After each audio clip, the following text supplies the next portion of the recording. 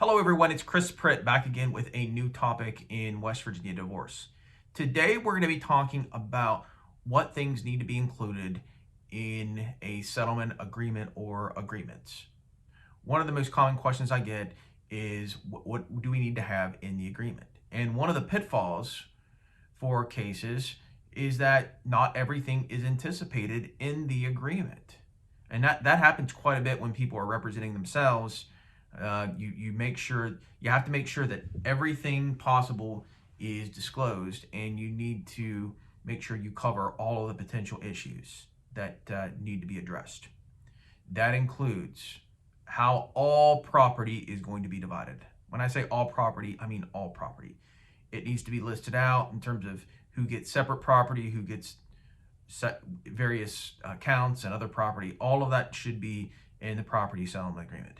If there is going to be alimony, how much that is going to be and for what duration. That needs to be in any kind of property settlement agreement. Also, too, if there are any debts, who is going to be responsible for what debts? That should be included as well. Oftentimes, it's very customary for a parenting plan to be a separate document, though it's not necessarily required that it be a separate document. It's customary that it is.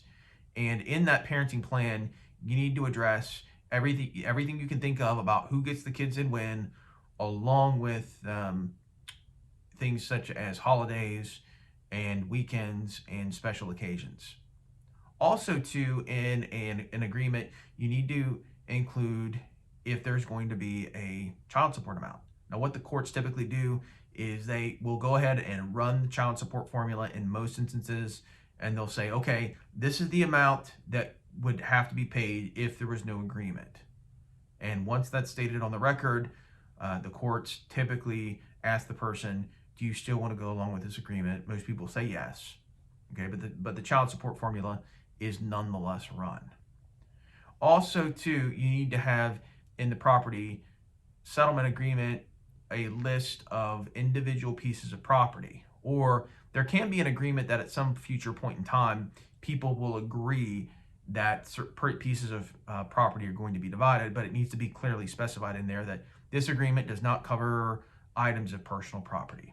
So that's something else that needs to be in there. And oftentimes it's possible that certain issues will be reserved for the future.